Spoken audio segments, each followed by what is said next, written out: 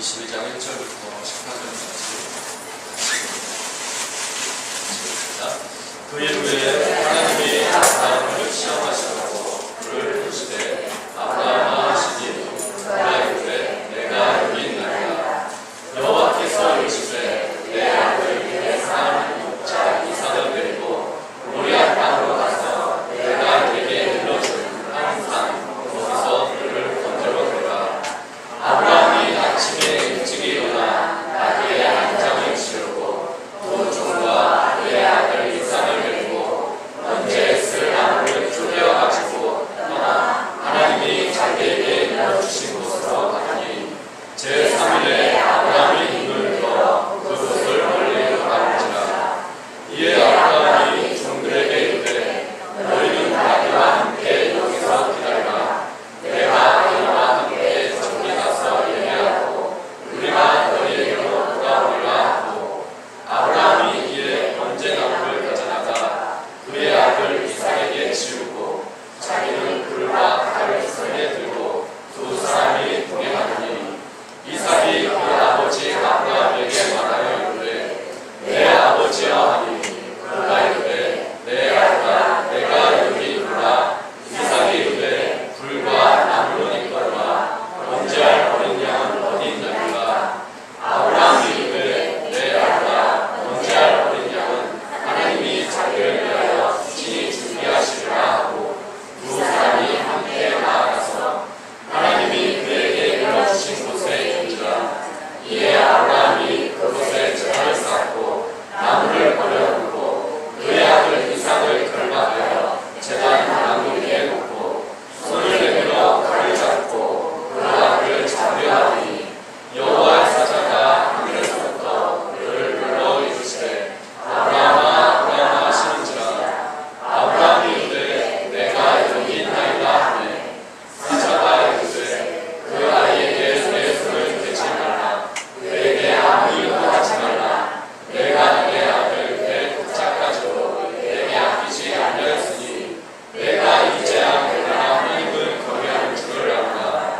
아브라함이 눈을 들어 살펴본즉 한 수명이 뒤에 있는데 그의 숲에 걸려 있는지라. 아브라함이 가서 그 수명을 가져다가 아들을 대신하여 번제로 드렸더라. 아브라함이 그 땅 이름을 여호와에게로 하였으므로 오늘날까지 사람들이 이르기를 여호와의 산에서 주기들이라 하더라. 네. 우리 구호 외치고 시작하겠습니다. 우리는 다시 한번요. 우리는 다시 일어나. 그렇습니다. 오늘 예배부 예배인데 예배 부장님이 참석을 못하셨네요. 예배 부원들은 헌금송 준비하세요. 지금부터 상의하세요. 상의 돼 있어요? 자, 준비하세요. 하나님은요 언제나 우리를 사랑하십니다. 그리고 한시도 계획에서도 깨지 않으시고요. 내 발걸음 하나하나를 지켜보시고 어디로 갑니까? 혹시 잘못이 되고 넘어지진 않을까? 항상 하나님께서는 이렇게 불꽃 같은 눈으로 지켜보세요. 그 불꽃 같은 눈의 의미는 어떤 이에게는 부담이 될 수 있고요. 어떤 이에게는 안정감이 될 수 있어요. 내가 잘못된 길로 가고 있다면 그 불꽃 같은 눈은 시험이 되겠죠. 내가 잘못된 길로 가고 있는데 누군가가 나를 감시하고 있어요. 그러면 이거는 곤란하죠. 그런데 내가 착한 일을 하고 있어요. 근데 누가 날 바라보고 있어요. 그러면 어깨가 살짝 올라가죠. 하나님께서 우리를 그렇게 바라보실 때 항상 우리를 끊임없이 바라보시는데 여러분들에게 느껴지는 그 하나님의 감정이 어떠한지 모르겠어요. 저는 원컨대 두 번째 감정이었으면 좋겠어요. 어깨가 쓸쓸 올라가고 하나님 나를 지켜보시는구나. 내가 이거 하는 것도 보고 계시겠지? 라는 그런 쪽으로 갔으면 좋겠습니다. 어느 날 하나님께서요 아브라함에게 찾아오셨어요. 아브라함을 부르십니다. 아브라함아 이렇게 부르시니까 아브라함이 대답을 해요. 하나님께서 아브라함을 찾아가셨을 때 그냥 가시는 게 아니라 이유가 있었고 목적이 있었어요. 그것을 오늘 말씀 보니까 시험하려고. 아브라함이 나를 얼마나 사랑하는지 하나님께서 한번 그 마음을 떠보고 싶었어요. 여러분도 아마 그런 경험이 있으실 거예요. 사랑하는 사람과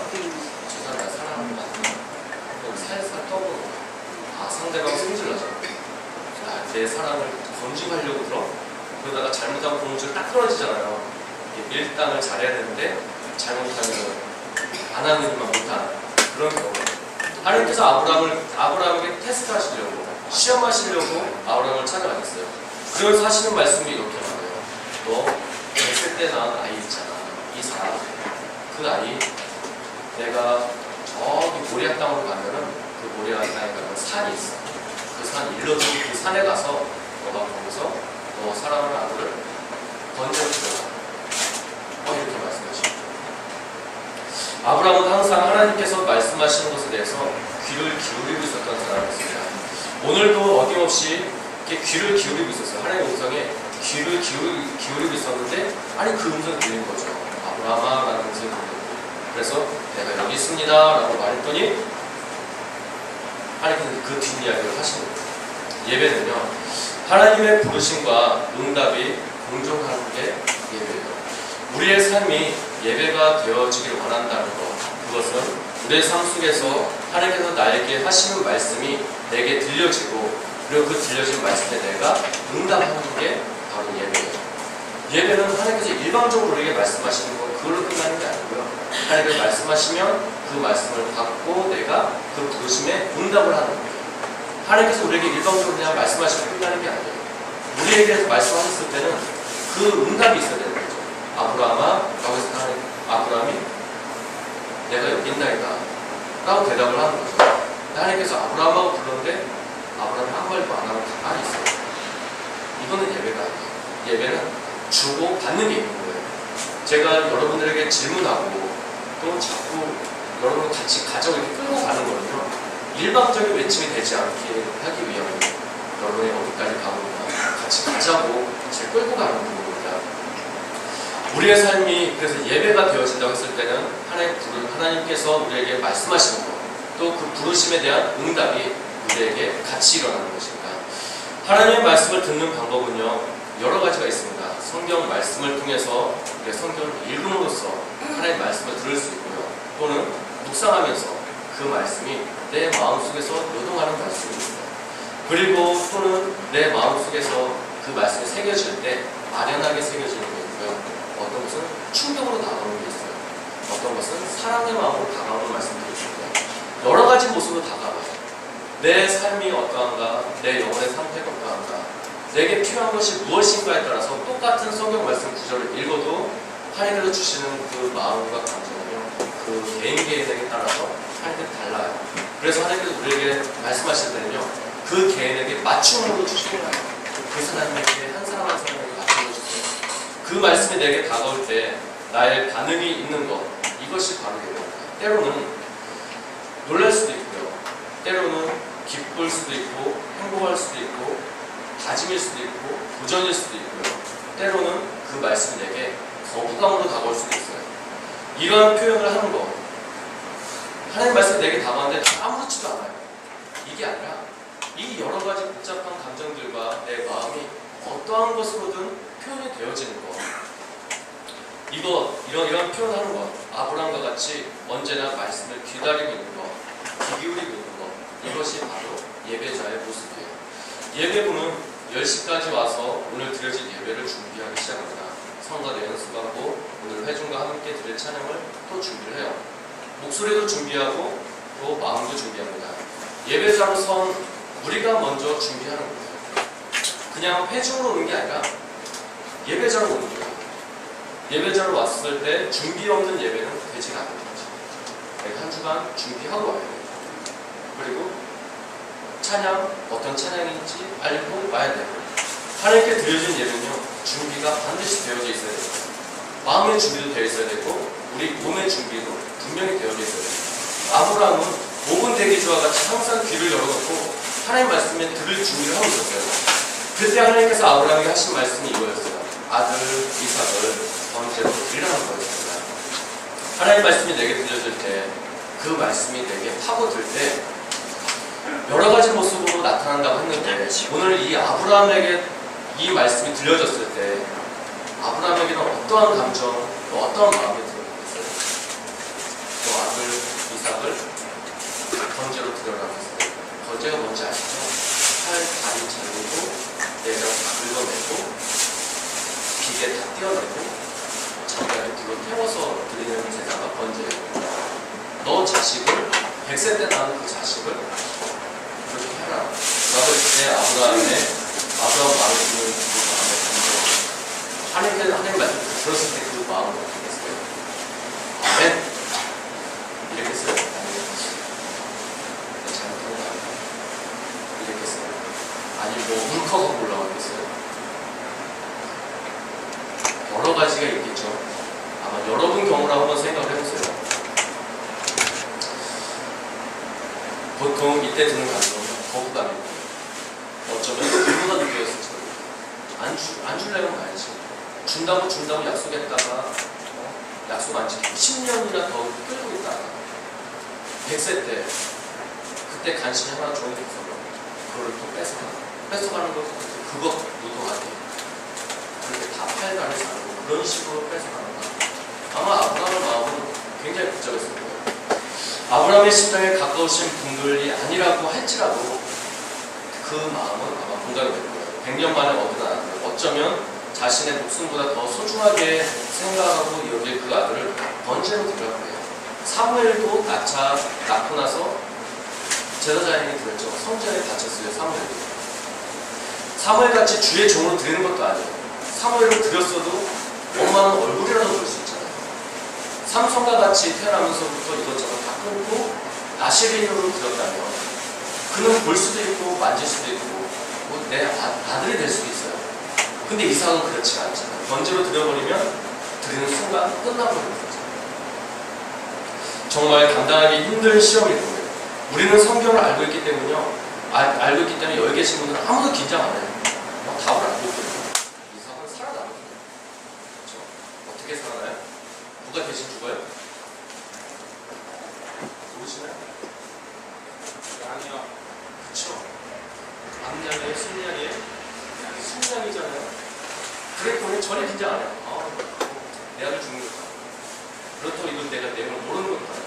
분명히 살아난다는 걸 알고 있기 때문에 긴장을 안 해요. 그래서 말씀을 들어도요, 이게 박진감이 없어요. 이 성경이 싹 없어져 버리고 옛날같이 한 번만 교회에 있다고 한다면 좀 달라질 수 있을지 모르겠어요. 정말 그런가 해서 이렇게 봐야죠. 말씀을 그렇게 들어야겠죠. 그런데 우리는요, 긴장 안 해요. 저희가 알고 있기 때문에. 이상한 살아난다는 걸 알고 있기 때문에 너무 긴장 안 해요. 어쩌면 그 축구 경기 1대2로 이겼다. 그 경기 다시 보는 거랑 똑같은 걸 수도 있어요. 그런데 매니아는 그 경기를 또 봐요. 선수들을 보고 또 봐요. 보고 또 보면서 거기서 내가 있어야 될 위치를 찾고요. 뭐가 잘못됐는지, 뭐가 잘 됐는지 상대도 분석을 해요. 아마추어는요, 안 봐요. 재미없기 때문에. 근데 프로는요, 돌려보고 또 돌려보고. 우리가 하나님 말씀에 대해서 프로가 되려면, 우리가 하나님과 정말 긴밀한 관계를 가지려면요, 이 말씀을 우리가 아는 말씀을 하나로 읽고 또 봐야 돼요. 우리가 하나님의 마음을 알 때까지, 우리가 이삭의 마음을 알 때까지, 아브라함의 마음을 알 때까지, 내 마음뿐만 아니라 그들의 마음이 내게 들어올 때까지 우리는 서로를 봐야 되는 거예요. 그렇지 않다면 우리는 성경을 일독하고 그냥 끝내버려야 되는 거예요.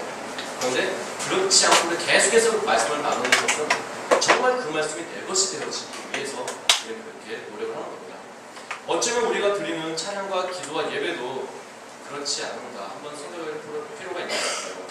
우리가 하나님께 드리는 찬양을 통해서 하나님께서 내게 주시는 말씀과 음성에 귀를 기울인다기보다도 하나님께서 말씀을 통해서 내게 하신 말씀을 내가 귀를 기울이고 기다린다기보다도 어쩌면 오늘 말씀의 경우와 같이 이 말씀의 답은 이거 라는 걸 알고 있는 것처럼 이 찬양의 가사는 이거, 이 찬양은 주제가 뭐 라는 걸 알고 있는 것처럼 이미 알고 있기 때문에 기다리지 않고 오히려 알고 있기 때문에 답을 알고 하나님께 그 답을 요구하고 있지는 않는가 우리는 한번 생각을 해봐야 돼요. 하나님께서 말씀하시면 저게 무슨 말씀이야? 이 말씀을 통해서 나에게 뭘 원하시는 거야? 내가 어느 길로 가기를 원하시냐? 방향성을 잡아주시는가?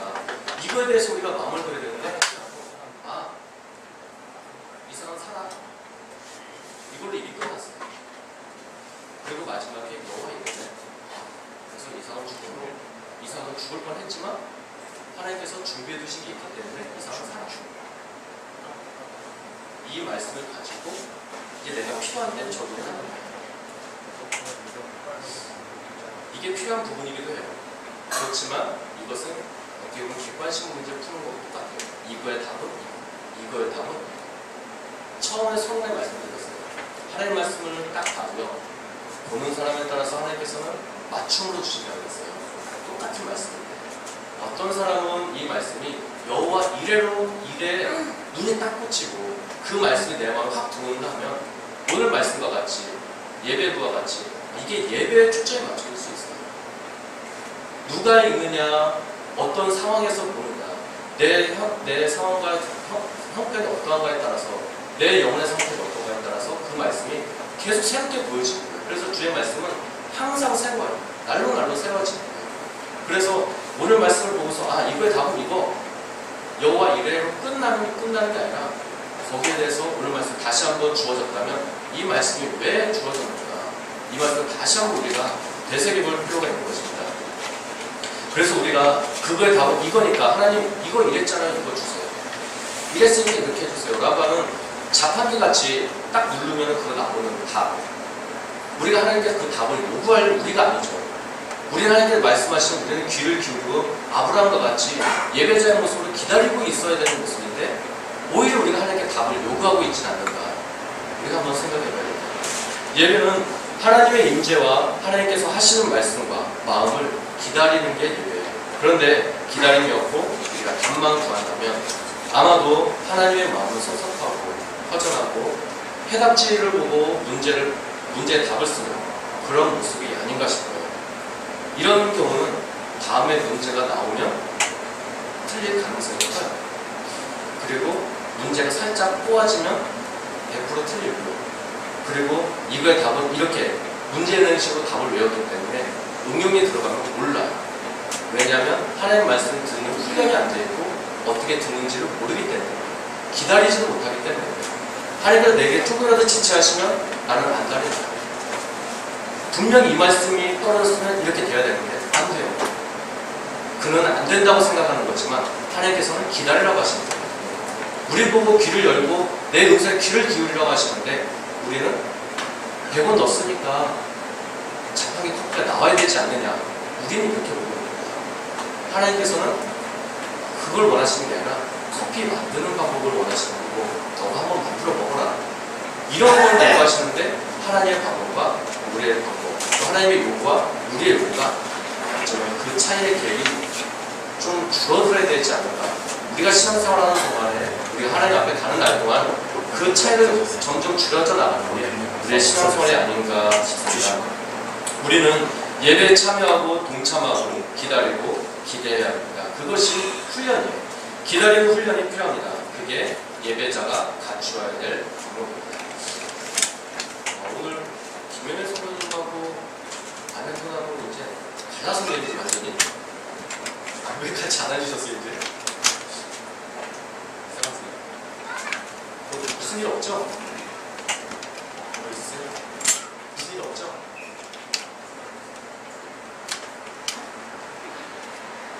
같이 계시라고 이렇게 저로 하여금 오해 사지 않게 해주세요. 아브라함이요. 이제 하나님 말씀을 듣고서 이제 그 다음날 출발해요. 언제 출발하죠? 제 얼굴에 답이 하나 쓰였고 성경에 답이 써있어요. 아브라함이 그 음성을 듣고 언제 출발하죠? 네? 아침 출발했죠. 아침 일찍 출발했죠. 3일 길을 그렇게 걸어갔어요. 한참 3일 길을 걸어가다가 고개를 딱 들어보니까 아 산이 보이는 거예요. 하나님께서 말씀하신 그 한 산이라고 했잖아요. 그 산이 보였어요. 그리고 나서 종들에게 말합니다. 그게 4절 5절에 나와있죠. 너희는 나귀와 함께 여기 있어라. 그리고서 또 말합니다. 내가 아이와 함께 저기 가서 예배하고 우리가 너에게 다시 돌아올 거다. 이렇게 말하고 아들과 아버지가 떠나요. 아브라함은 종들에게 기다리라고 해요. 예배자는요 기다림이 필요하다고 그랬어요. 종들에게 아브라함은 어려운 일을 하나 주문하고 떠납니다. 기다리는 거죠. 이 말은 너희들도 예배하고 있으라는 그런 의미일 수 있어요. 그리고 아브라함은 이삭과 함께 산을 향해서 출발합니다. 아브라함은 아이와 함께 저기 가서 예배하고 돌아오겠다 그래요. 아브라함이 산에 가는 이유가 뭐죠 지금? 하나님께서 아브라함을 왜 산에 보내시는 거죠? 이삭을 하나님께 번제로 바치는 거예요. 근데 아브라함은 지금 뭐하고 온다고 그래? 네? 오늘 날씨가 비가 와서 붕어가 지금 이렇게 하신가 봐요. 날이 쨍해야 되는데 그래서 그래야 됩니다. 하나님께서는 아브라함을 뭐하라고 산에 보내시는 거죠? 번제로 드리라고. 근데 아브라함은 지금 뭐하러 간다 그래요? 예배하러 간다 그래요. 왜 말 안 했죠 아브라함이? 하나님 하지 왜 아브라함은 번제를 안 드리고 예배 드리고 간다고 그래요? 아브라함은 그 이후로 그렇게 말해요. 아브라함의 산에 가는 이유 예배하러 가는 거예요. 하나님께서는요 번제로 아들을 드리라 그랬거든요. 죽이라는 의미였어요. 그런데 아브라함은 하나님께서 하신 말씀을 그의 마음에 받았을 때 이렇게 받은 거예요. 아 예배하라고 하시는 거예요. 아들을 죽이는 게 문제가 아니라 예배하라고 하시는구나 이렇게 받은 거예요. 그래서 아브라함은 아침 일찍이 아들과 종들과 날개와 땔감과 불을 가지고 출발해요. 근데 그의 출발하는 모습은 뭐 하는 모습이에요? 그가 지금 준비하고 가는 모습은 뭐 하는 모습이에요? 번제하러 가는 모습이잖아요. 그런데 말은 예배하러 가요. 하나님의 말씀을 받았는데요. 그 말씀 그대로 살아가요. 근데 그의 마음에는 그 하나님의 속마음이 느껴지는 거죠. 아, 하나님 나를 보고 예배하러 가십니다. 하나님께서 내 아들 죽이는 게 목적이 아닙니다. 설사 죽인다 할지라도 하나님께서 나를 통해서 어떠한 예배를 받으시고 원하시는구나. 이게 있는 거예요. 우리가 똑같이 신앙생활 하잖아요. 똑같이 하나님 말씀을 들어요. 똑같이 발걸음을 옮겨가요. 그런데요, 그 겉모습은 상관없어요. 때로는 상관도 있을 때도 있지만 겉모습과 다르게 내 마음에 들어오는 말씀은 다른 경우가 있다. 아브라함과 같이 다른 이들이 봤을 때는 분명히 아들 잡으러 가는 모습이에요. 근데 그의 마음에는 아들 잡으러 가는 게 문제가 아니라 나는 하나님께 예배하러 간다는 그 마음입니다. 여러분들에게 똑같이 말씀이 떨어졌을 때 어떤 이에게는 이 말씀이, 어떤 이에게는 똑같은 말씀이 다른 말씀으로 여러분들에 들려지는 게 있어요. 여러분들은 그걸 찾으셔야 돼요. 그냥 왔다 그냥 가시면 그냥 지식 하나만 알아가는 거예요. 그렇지만 그 속에 있는 말씀, 하나님이 내게 주신 말씀을 찾는다면 여러분들은 낚시로 얘기하면 월척하나 가까가시는 거예요. 아들 이삭을 죽이려는 것이 아니라 아들 이삭과 함께 예배하러 아브라함은 그 산에 가는 거였어요. 근데 이삭은 그걸 몰랐죠. 그래서 이삭은 가면서 물어요. 아빠, 나무도 있고 불도 있는데 번제할 어린 양은 어디 있습니까? 이삭은 모르는 거예요. 근데 아브라함은 아는 거죠. 예배는 죽이는 것이 아닙니다. 믿지 않는 자들은요, 예배 드리는 것을 시간 죽이는 일로 보고, 돈 죽이는 일로 보고, 젊음을 죽이는 일로 보고, 재능을 죽이는 일로 봐요. 죽이는 관점으로 보기 때문에, 죽이는 관점은 예배를 모르기 때문에 생겨나는 시각이에요. 그러나 예배를 알면, 아, 저거는 죽이는 게 아니라는 걸 알아요. 예배를 아는 관점은 시간과 돈과 젊음과 재능을 하나님께 드림으로써 죽은 것 같지만 하나님께서 준비해 두시고 예배해 두신 것으로 인해서 더 풍성함을 경험하는 것, 그게 바로 예배예요. 예배를 실패하면 우리의 삶도 실패하는 거예요. 그래서 예배는 꼭 참석을 해야 되고 예배를 통해서 말씀을 공급을 받고 생명을 우리가 공급을 받습니다. 공급받는 이들은요 지속적으로 힘을 얻고 소망을 키워나가겠지만 공급받지 못하는 이들은 반드시 영양실조에 걸리게 되어 있어요. 이것은 자명한 사실이에요. 사진 한번 보여주시겠어요? 드디어요 참여가 열렸습니다. 몇 개 열렸어요? 기가 막힙니다. 3개라고 써있잖아요. 예, 인사. 저게 열릴 줄 누가 알았겠어요? 105성도는 어제 저녁에 제가 저거 딱 보고서요. 딱 제일 먼저 생각나는 분이 있었어요. 105성도는 이렇게 찍어서 딱 보내줬어요. 큰일 났어요. 그 사진을 그렸더니 답장. 오늘 저녁에 사고 칩니다. 저녁에 와서 따가시겠다. 저 조그만 걸로. 저 핀사트로 따야 되는데 그 마음이 느껴져요. 따겠다는 마음이 아니라 관심을 하는 거죠. 그래서 제가 헉 이렇게 써드렸어요. 관심을 주고요. 물도 주고 이번에는 걸음도 줬어요. 최혁진 사람이 걸음을 줘야 됩니다. 걸음을 주려고 갔더니 누가 밟았어요. 저 차. 한 1박 2일 캠프하는 동안에 애들이 많이 왔다 갔다 하면서 저를 처참하게 밟아놨어요. 제 마음도 짓밟히는 것 같았어요. 그러나 걸음을 주고 이렇게 물을 싹 해주니까요. 저게 났어요. 하나도 안 반가워지죠, 여러분? 저 얼마나 반가운지 몰라요, 이게.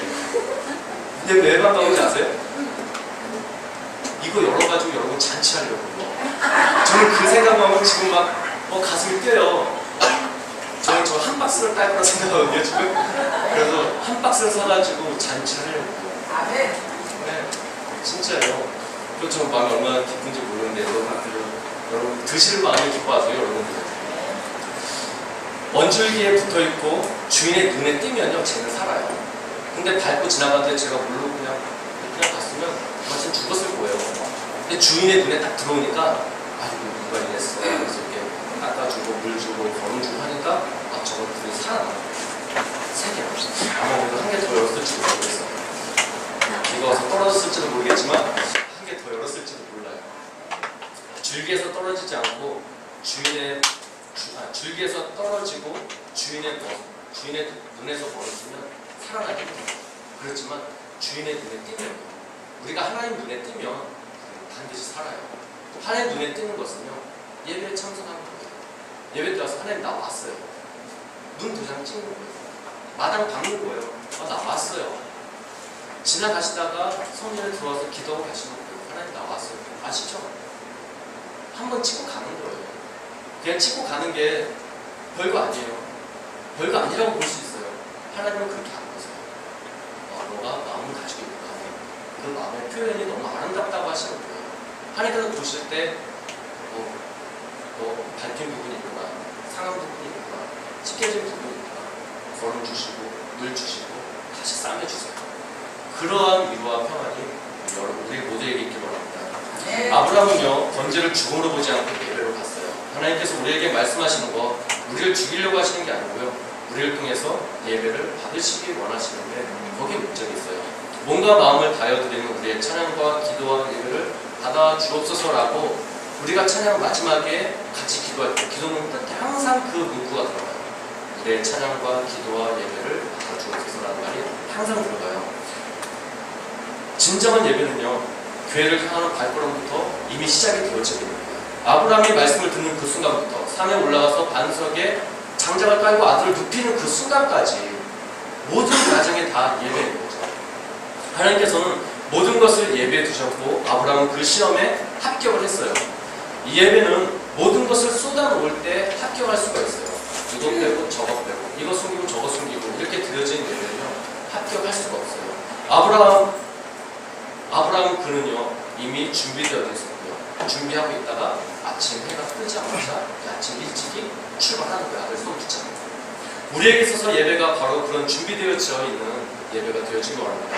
준비하고 있다가 예배할 때가 되면 예배하는 그 모습, 언제든지 어디서든지 예배할 준비가 되어 있는 모습, 내가 선 곳 또는 아무도 예배하지 않는 그곳, 이런 것과 상관없이 하나님께서 예배하라고 하시면 그곳에서 예배할 준비가 되어져 있는 우리 모두가 되었으면 좋겠습니다. 예배부는요, 이렇게 소중한 예배를 준비하는 부서가 예배부예요. 먼저 도착해서 예배를 드릴 수 있는 분위기를 만들고요, 음향, 악기, 소품 확인하고 예배 찬양이 들어가기 전에 모든 게 다 마무리가 되어져요. 예배 찬양이 40분에 딱 들어가면 이제 그때는 손 쓸 수가 없어요. 그 전에 모든 걸 다 해놔야 되죠. 오늘 같은 경우는 지난주에 1박 2일 캠프 때 저희 교회 음향을 사용하고 교회 전체를 사용해가지고 모든 게 다 지금 뒤죽박죽이 돼 있어요. 그런데 이렇게 지금 쓸 수 있는 것만 해도 기적이에요. 방송실에 베테랑이 앉아있기 때문에 지금 예배를 드릴 수 있습니다. 방송부가 없고 방송부에 초보가 있다면요, 예배 드릴 수가 없어요. 그런데 방송 부서가 있고 또 베테랑이 딱 앉아있기 때문에 이렇게 예배를 드릴 수 있는 거예요. 그래서 우리 교회에 어떤 부서가 있다는 건요, 참 소중한 거고 그 부서가 참 귀중한 거예요. 그런 분들 볼 때마다 참 좋다, 참 훌륭하다, 하나님께서 쓰시는 모습이 아름답다라고 격려해주고 칭찬을 해줘야 돼요. 여러분도 어디가에는 다 그 부서에 속해 있잖아요. 아니요? 여러분 부서에 안 속해 있어요? 다 들어가 있는 걸로 알고 있는데요. 누군가도 여러분들에게 칭찬을 해줘요. 내가 모든 사람에게 다 칭찬해줘야 돼요. 그래서 그 부서, 한 부서가 무너지면요, 교회가 삐걱삐걱해요. 예배 못 드리게 됩니다. 차량부 무너지면요, 무너지는 거예요. 신방부 무너지면, 사회봉사도 무너지면, 충성도 무너지면, 이게 다 무너지면, 한 개월라도 무너지면 삐걱삐걱 되게 돼 있어요. 그런데 그 부서들을 격려해주고 힘을 북돋아주면 같이 가시게 되는 거죠. 그래서 연합하는 게 정말 아름다운 것 같아요. 한 주간을 준비하고 있다가 주일 10시만을 기다리고 있다가 그 시간이 되면 기다렸다는 듯이 내게 주신 직분을 척척 수행하는 것, 바로 예배입니다. 서로 임무가 분담되어서 자신의 분야를 책임질 수 있게 되어 있어야 돼요. 예은이는 피아노를 준비하고 토요일부터 준비해요. 준섭이는 드럼을 준비하고, 그래서 이게 예배 시간에 이렇게 세팅이 되어져 있지 하길래 성현이는 기타와 성가대 마이크를 준비를 해요. 지금 그렇게 하고 있는 중이에요.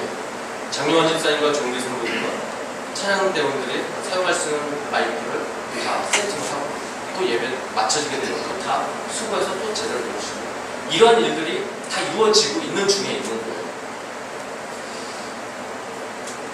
그리고 오늘 예배 드려질 예배 때 찬양대를 맡고 또 기도 모니터 다 확인하고 이런 일들이 예배부에서 다 진행이 되어지고 있어요. 이런 거는 다 우리 눈에 보여지는 거고요. 보여지지 않는 부분들은 기도로 충분히 준비가 되어져 있어야 됩니다. 준비되어진 만큼 그날의 예배는 그 예배로 인해서 표현이 되어지게 있어요. 그날 얼마만큼 준비되어져 있는지는 그날 예배 드리면서 우리 모두가 같이 느끼게 되어 있어요. 오늘의 예배를 위해서 한 주간을 기다린 성도들이 있습니다. 매일 예배를 드려야 하지만 그렇지 않은 이들을 위해서 예배부는 최선을 다해야 돼요. 먼저는 자신을 준비해야 되고 하나님 앞에서 한 사람의 예배자로 서 있어야 됩니다. 나는 피아노 치는 반주자, 이건 아니에요. 나는 피아노 치는 반주자가 아니고요. 나는 피아노로 하나님께 찬양을 드리는 예배자가 되어야 됩니다. 나는 기타 치는 사람, 그게 아니고요. 나는 기타로 하나님께 찬양을 드리는 예배자가 되어야 됩니다. 그런 것이 마찬가지죠. 모든 부분이 다 마찬가지입니다. 나는 예배자라는 것이 마찬가지예요. 여러분 회중도 마찬가지입니다. 회중도 나 일주일에 한 번 와서 앞에서 인가하면 따라하는 노래하는 사람 아니에요. 나는 내 목소리로 일주일 동안 가지고 있던 그 목소리를 가지고 하나님께 찬양하는 예배자라는 거예요. 우리가 그냥 노래하고 악기 두들기고 이런 거의 모습에 머물러 있다면 우리는 아직 걸음마입니다. 그게 아니라 우리는 예배자로 나아가야 돼요. 하나님과 나와 관계를 맺는 그런 예배자로 나가야 되는 거죠. 아브라함은 종들에게 말했습니다. 내가 이와 함께 저기 가서 예배하고 우리가 너희에게로 돌아오겠다. 너희에게로 돌아오겠다 그래요. 예배하고서요 돌아오겠다 그래요. 예배는요 죽는 것이 아니라 살아나는 것입니다. 만약에 아브라함이 예배 잘하는 예배에 대한 마음이 없었고 예배 잘하는 의식이 없었다면 이런 말을 하지 못했습니다. 가서 죽으러 가는 거니까 다시 돌아올 수 있겠어요. 그것도 아들과 함께 돌아오는데 예배는요 죽는 게 아니고요 살아나는 거예요. 예배를 통해서 내 죽었던 영혼들이 아팠던 영혼들이 깨어나는 거고요. 치료를 받는 거예요. 내가 일주일 동안 있었던 아픔들, 내가 일주일 동안 있었던 내가 죽어가고 있었던 부분들이 예배를 통해서 내가 살아나는 거예요. 아브라함은 그걸 알았기 때문에 내가 다시 돌아오겠다. 나중에 다시 돌아올 것이다. 그렇게 말해요. 우리는 부활의 신앙을 가지고 있습니다. 우리의 죄는 죽고 우리는 죄사함을 받고 영원한 생명을 얻었습니다. 바로 예배는 생명을 얻는 시간입니다. 아브라함은 이미 알고 있었고 번제를 죽음으로 보지 않고 살리는 하나님의 은혜로 준비하시는 하나님의 은혜로 보았습니다. 우리 예배는 반드시 하나님께서 준비하신 것이 있고 우리를 살리시려는 그 은혜가 이 예배 안에 담겨져 있어요. 예배를 통해서 하나님께서 준비하시고 살리시는 은혜와 축복이 우리 모두에게 풍성히 나타나기를 원합니다. 하나님께서는요, 우리 각 사람에게 꼭 필요한 것을요 준비해 두고 계세요. 그리고 마련해 두고 계십니다. 우리가 입을 열고 마음을 열어서 하나님께서 준비해 주신 것을 다 받아서 이 세상을 살아가는데 풍성함이 있고 또 베품이 있고 누림이 있는 삶이 되기를 원합니다. 이것은 반드시 예배를 통해서 이루어져요. 예배를 사모하고 예배를 소중히 여기며 예배를 통해서 생명을 얻고 소생되어진 역사가 우리 광주교회 안에 풍성히 나타나기를 예수 이름으로 축원드립니다.